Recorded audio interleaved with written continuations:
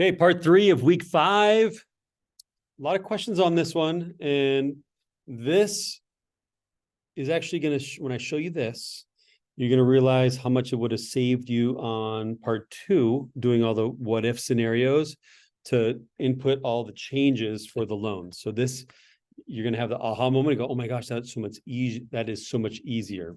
So you kind of have to show someone the hard stuff before you show them the easier stuff, easier way to do it.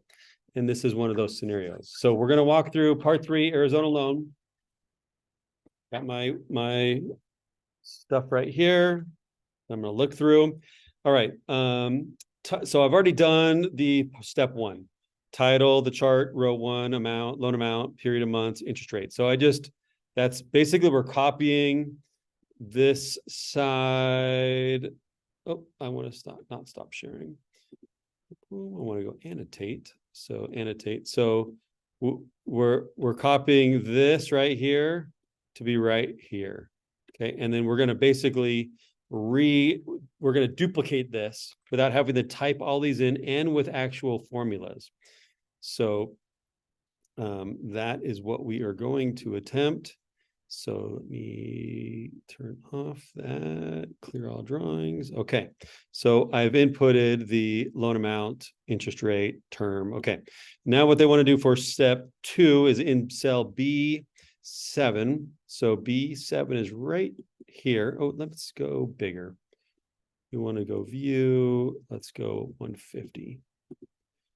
Easier. We might go down lower here, but B7 right here. And we need to calculate the payment using this scenario here, the $250,000, 36 month, 6.5%. So we go equal PMT. Okay. And then now we're doing our interest rate. Remember, interest rate divided by 12, comma. Now we're doing the number of payments, 36, comma. Now we're going to do the loan amount, which is the current value, comma. Our future value is 0. And then we hit enter. And then little tricksy, it shows it as a negative is in parentheses. But if we take the B3 and we type a negative in front of there, it changes it to a positive number. Okay. So it just switches it. Now, what's wrong here? $250,000, B412. It should be 7,600. Let's see. Okay, so yeah, the negative, I'm sorry, it should be under the B12. Yeah, there we go. So the negative sign is under B2, which is the loan amount.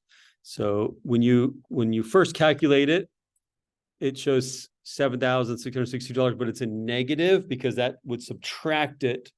When it does its calculation, it's subtracting it from the original loan amount you took out.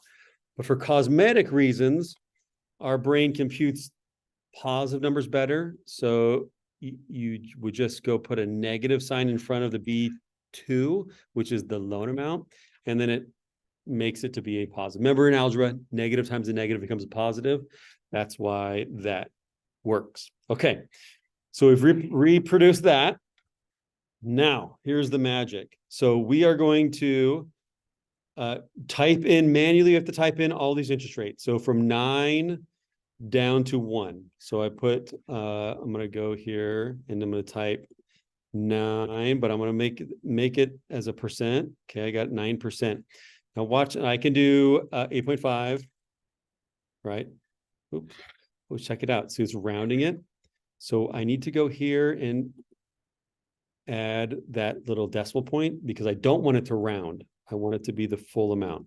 So I might even go 2 decimals like our example, okay? And then I can manually go in and type 8% for all these, right?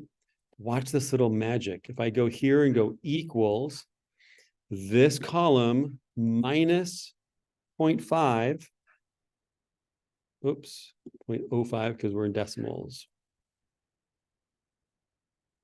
What? B10 minus, I have to convert decimal to 0.00. Trying to show you a shortcut and it's not working, but that's what, come on. Oh, come on. Equals 8% B10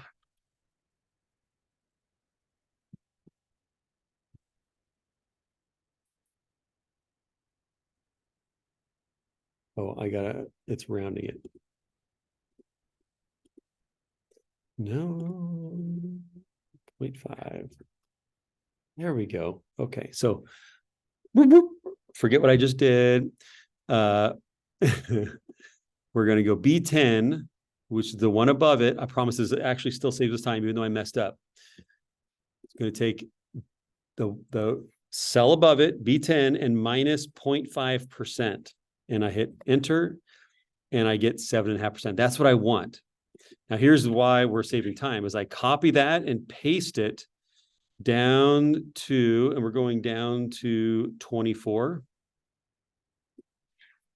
Paste it. Now look at that.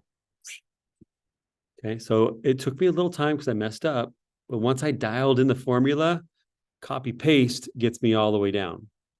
So I've got that. Now on this column, we want 24, we want 30, and then 36, 42. So these are adding 6 months to each one of them. I could do this as well. So I can just go, this one equals this plus 6, because we're just adding 6 months. This is much easier than percents because we don't have to convert decimal to percent. So we're just adding 6 months. So now that I have a formula in, I can hit Command C, copy, and then highlight how far over I want to go. I got to move this out of the way. So I'm going to go Command C, and we're going to go over to does it say? Yeah, I-24. Okay, so I. Okay, so we've got 24, 30, 60. Let's just make sure that that's what that picture is. So if you want to print this part out, that might be easier, or just move it over, because we're basically duplicating that without a lot of work. Okay, and then I'm just going to pretty this up a little bit because I have too many decimals here. So I'm going to shrink those decimals up right there. Okay, so now we look like we want it to look. 9 down to 1%. Okay, now check this out. This is what we want to have happen. We want the loan amount calculated, but with new interest rates and new monthly terms. So we're going over to data. Click the data tab right here, and then we're going to do what if scenario. We need to highlight the 7,662 because that calculated the payment for the Arizona loan with the loan amount, period, interest rates. Okay, so we want that cell to be highlighted. We hit what if, and then data table. So I need to highlight all. Oh, I need to move. Sorry, my mistake.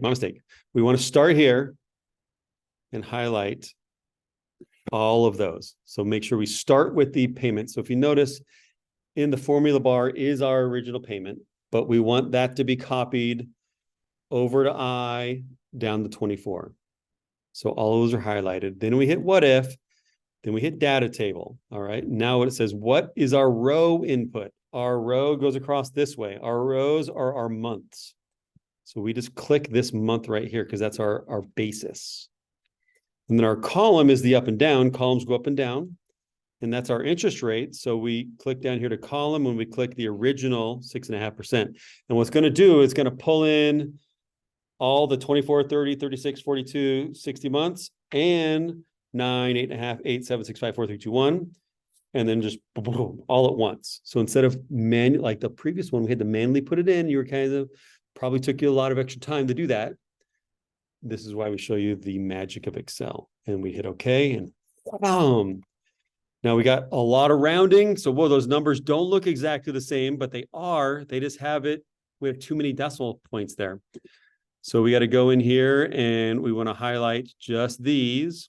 And we're going to shrink down to the nearest penny. There we go. And we want dollars because these are dollars. And again, our example does have penny. And so we just look over there and we are exactly like it is. Okay, select two payment options closest to 6,600 a month and format those in highlight them. So they have like the yellow highlight on there. So we want 66 to 65. So like they have 66.14. So they have the 42 at 6%. So like right here is the one they have highlighted. We can format cell styles. What do we want to put there? We want to do good. Okay, let's highlight those good. I don't care what color you put, but they just want to highlight those two. Save it, and you're done. And turn that in.